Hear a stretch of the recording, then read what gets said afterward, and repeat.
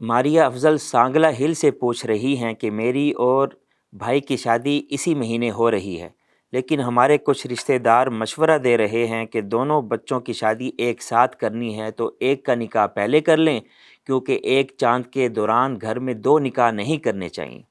مفتی صاحب میرے ناقص علم میں اضافہ فرما دیں اور بتائیں اس بارے میں شرعاً کیا حکم ہے؟ دیکھیں، شریعت نے اس حوالے سے کوئی پابندی نہیں لگائی کہ ایک دن میں دو نکاح نہیں کرنے چاہیے، یا بعض دفعہ ہمارے معاشرے کے اندر یہ بات بھی پائی جاتی ہے کہ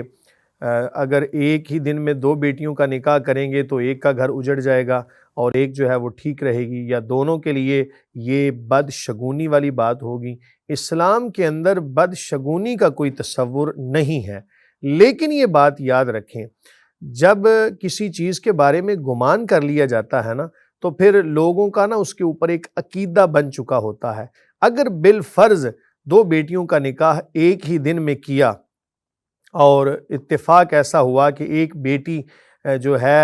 وہ اپنے گھر میں خوش نہ رہ سکی، تو پھر لوگ طرح طرح کی باتیں کریں گے، کہیں گے دیکھو ہم نے کہا تھا کہ ایک ہی دن میں نکاح نہ کرو۔ تو ان کا گمان چونکہ ایسا بن چکا ہوتا ہے، تو اس وجہ سے اگر ایسا عمل نہ کیا تو شریعت میں اس کی بھی کوئی قباحت نہیں ہے۔ کوئی لازمی بھی نہیں ہے کہ ایک ہی دن دونوں کا نکاح کیا جائے، اور یہ بھی لازمی نہیں ہے کہ نہ کیا جائے۔ شریعت میں اس حوالے سے کوئی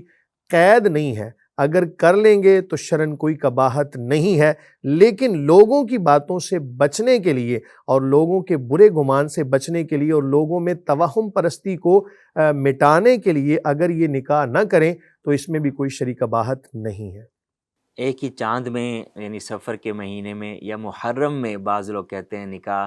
نہیں ہوتا، کرنا ہی نہیں چاہیے، گناہ ہے، تو یہ کیا واقعی گناہ ہے؟ دیکھیں، جہاں تک بات کی جائے محرم الحرام کی،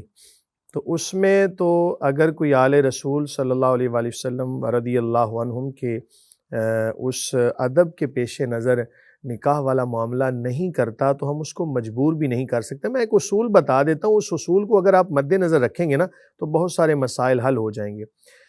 کہ ضروری نہیں ہوتا کہ ہر جائز کام کو کیا جائے۔ بعض کام جائز ہوتے ہیں لیکن پھر بھی ان کو نہیں کیا جاتا، جیسا کہ طلاق دینا، مطلب ایک اصول کے مطابق تو ناجائز کام ہے لیکن